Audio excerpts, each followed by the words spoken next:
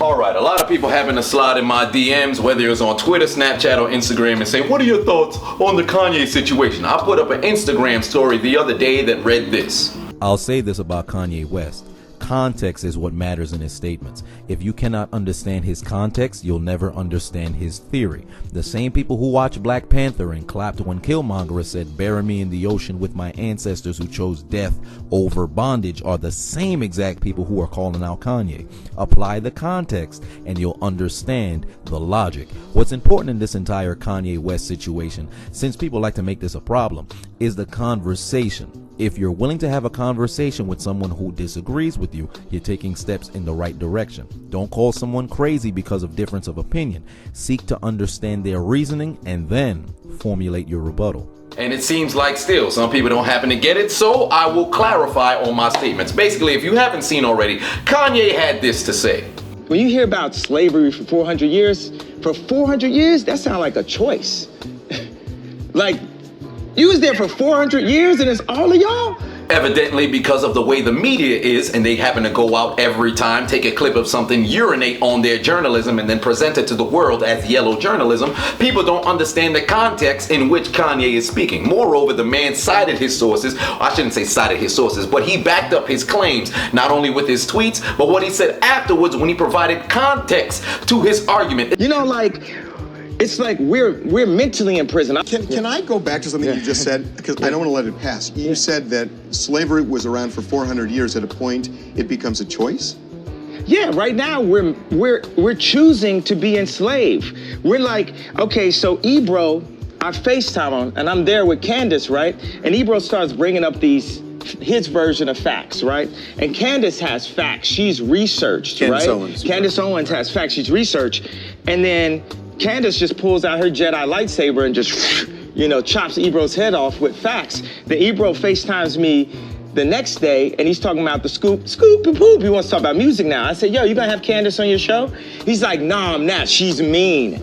So you're gonna stifle her voice, Ebro. You're choosing to enslave people's minds. You're choosing to not let the truth be free. It's a mental sort of thing. I'll just give you two different analogies to help clarify for you. One, Harriet Tubman. Two, Nat Turner. If we're gonna go down and say slavery is a choice, right? Or people say slavery is not a choice. We revere Harriet Tubman. Some people revere Nat Turner. They should be revering him in the same light, but ultimately, he's murdered, so we're not gonna hold it in the same light and put it in the textbook. But with Harriet Tubman, this was the case, all right? She made the decision, I want to be free, and escaped slavery through the Underground Railroad. Not only took herself, went back and forth and freed other slaves. However, what is the catalyst to her leading the Underground Railroad to freedom? There was a decision that was made. However, there were consequences to her decision. There are two different things that could have happened.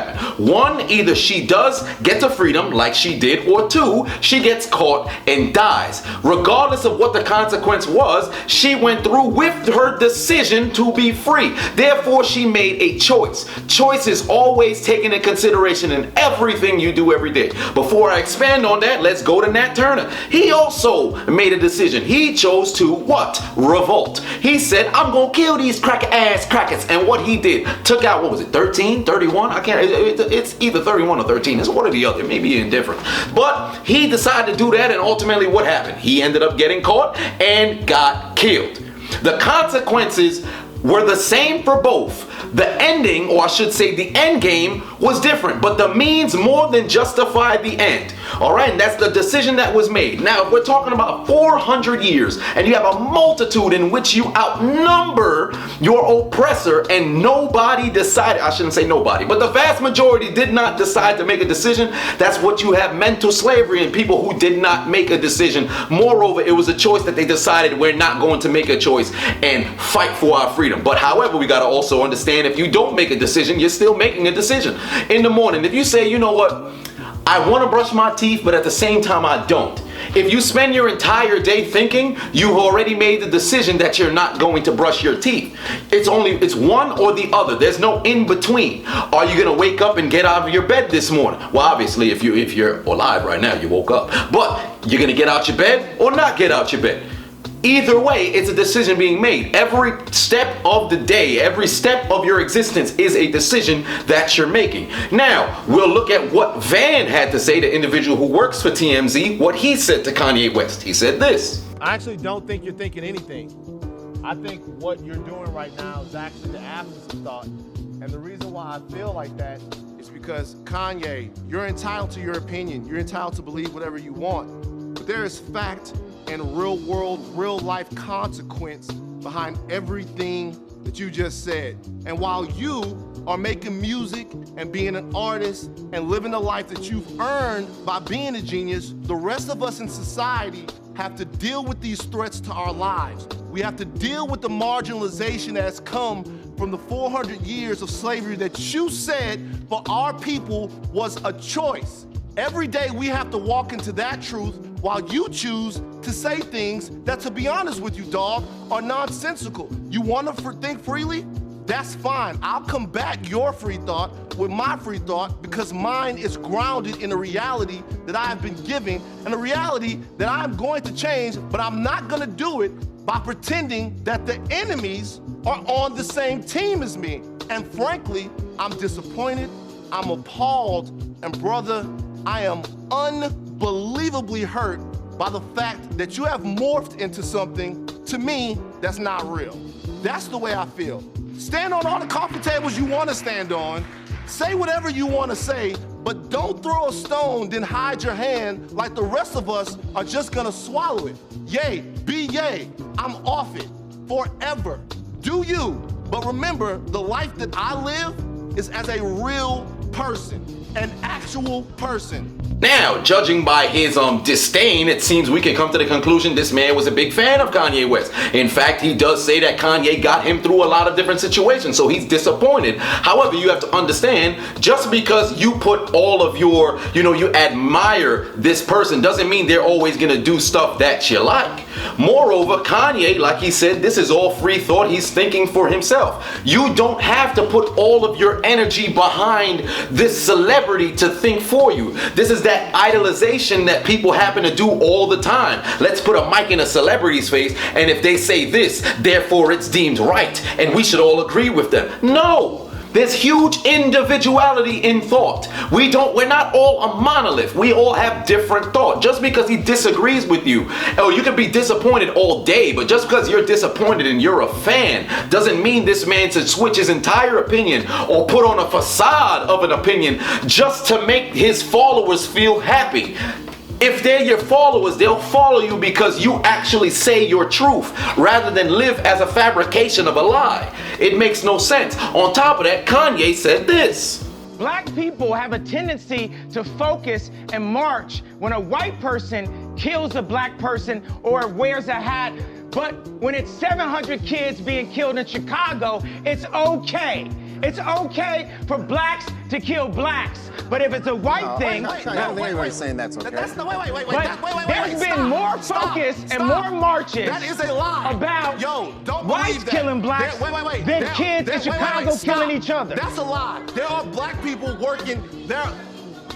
There are no marches over against 90% of black people getting killed are killed by other blacks. No, that's a fact. The black homicide rate is a fact. That is a fact. Black on black crime is a fact. A complete factual statement. I would love you to show me the vast majority of marches that were in the streets of whether it was New York, LA, Texas, Missouri for the black on black crime. It just does not exist. Now, a lot of people say, oh, you're making a conservative argument. You're making the rights argument where they say, oh, they bring up the percentages of black on black crime, but there's also the same number of white on white crime. Look at the percentages per capita. There's no reason why 67% of the population's crimes should match the exact same number as 13% of them as population's crimes. It doesn't matter how you feel about either race. If you look at the numbers, it makes absolutely no sense. There's a vast majority in the 13% and it's a regular number in the 67%. If you increase the population of the 13 to the 67, the numbers would catastrophically increase for the 13% based on the numbers alone. Now, let's leave the statistical analytics alone, but look at it like this, all right? When you say, Van said this talking about the media doesn't cover it. Yeah, listen, calm. Yeah. What you said up there a second ago, the statistic on black on black violence is true. What they don't tell you is there are people dedicating their lives to working throughout the problems of black people. There are black people every day, boots on the ground. They're all over the place that are working towards this. Like every single day, people are trying to fix this problem. The narrative that black people don't care about black lives until a white person takes them is false. That is not true.